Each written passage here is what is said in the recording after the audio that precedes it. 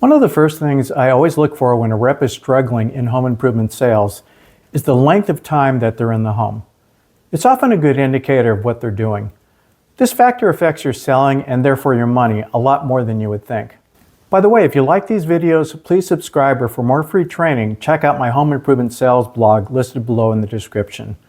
Are you aware of your time in the home? In this video, we'll talk about why the length of time is important, ways to double check it, and how to control it. The length of time is important because most sales presentations in the home have steps to build value. When you're in the home for too short an amount of time, you can't possibly be doing everything you need to build that value. Again, this is for those of you who do structured sales presentations, not going in a home with a clipboard and leaving an estimate within 20 minutes. Typically, if you're selling a lower cost home improvement like HVAC, you need to be at the money or price around the 1 hour mark and 1.5 hours after paperwork and everything's done. Anything $10,000 and above requires you to be at the money around 2 hours, and after paperwork, probably between 2 and 3 hours. Again, this is based on a home improvement sale where you can give them the price the first visit and are positioned to close. Any less than that time framework and you can't build enough value. There's just no way you can build $20,000 worth of value in 1 hour. Now the other side of that is staying too long in the home. I've seen these 4-hour plus marathons reps do, and it's crazy. One, because it's so long, it can make it seem like a lot more information to the customer to decide on and can seem more confusing and involved than it actually is.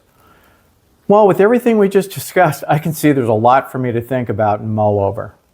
And because buying is an emotional decision, not a logical one, the emotions wear out after that period of time. You may write the order, but a lot of times it's just because you wore them out. Anytime you have presentations that long that buy, the chances that it will cancel goes up exponentially. I still remember that when I first started that I thought that if I just spent longer in the home, it seemed like it was easier to sell. Now at that time I didn't realize that really what it was that the length of time allowed me to get better rapport with them, and in some cases in retrospect I was just wearing them out. As you get better in your rapport skills, you won't need as long to get great rapport and then not have to spend that much time doing your job. So when you're in your sales presentation, you need to be aware of the time. That's why it's good to check your times in the home in at least 2 places. One is at a checkpoint, like if your presentation is a company story or a product demonstration. Make it a habit to be aware of where you are there in terms of time. I knew that if I was still in the company story an hour into the home, that I was in trouble and I needed to speed up the pace. I think the other place to check in general is the time that you're delivering the price to make sure your overall sales presentation is the right length. Remember, in most cases, you control the pace of the sales call. The danger comes from either you or the customer talking too much. The you talking too much can be handled by you just being aware of the time. Then you can make the adjustments to your sales presentation in general and adjusting as you're in the home if it's taken too long. When you're new, it's going to take longer because you're fumbling through something you're learning. BSing your way through something is always longer than once you actually know it. The other reason it can take longer is that sometimes if the customer is a talker, you have to dance the line between being rude and letting them go all over the place. For example, Mary, I really appreciate you telling me what you gave your kids for Christmas every year for the last 20 years. It's really interesting, but if you don't mind, we have to stick to the point here because I'm afraid I'll get distracted and end up wasting your time by being here all night. Will that be okay? Now, after you get the job done and I come back to make sure you're happy, we'll have a lot more time and you can tell me all about it. Granted, there are times you can't help it because, as you know, the distractions can come in waves. You get started, then the phone rings. You let them answer it, then 10 minutes later the toilet overflows. Then that's handled. Then 10 minutes later the kids fall down and start screaming. You can't help that and just need to deal with it as it happens.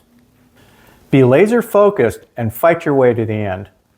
So there are some things you and the customer can control and some you can't. The non-controllable, you have to grin and bear it, but the controllable, you have to take control of it politely. Now, if they can control it, then politely, I've asked people to turn their phones off, stop watching the game, or have their oldest child play a game with their youngest so you can get your job done. For example, one time I had somebody texting the whole time we were there, and finally I texted them. Could you please stop that for a while because this is taking a lot longer with that, and I'm afraid of taking too much time and being here all night. Now their expression and "Was that you who just texted me this?" was worth its weight in gold. That just goes along with making sure the customer shows you common courtesy and respect when you're in the home. Now that's a subject of another video. Now another thing about having a sales presentation that's too long is that your presentation gets diluted. If it takes one person 3 hours to get to the price and another 2 hours, and they're both supposed to be covering the same information, which presentation will be more concentrated and therefore be more powerful and have more impact? The 2-hour one or the 3-hour one if they both have the same info? Plus, if you're taking 1.5 times or more than your coworker, who's getting paid more on an hourly basis? It's important that you're constantly streamlining your sales presentation to eliminate the fat. Any statement you make that is not bringing you closer to the sale with a specific purpose in mind is fat. Now, what's more effective, hitting them with a wet noodle 1,000 times or 5 well-placed punches with power?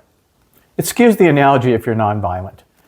If you like this type of information on controlling the situation, please watch the video on selling with multiple people involved or the playlist on closing listed above. Happy selling!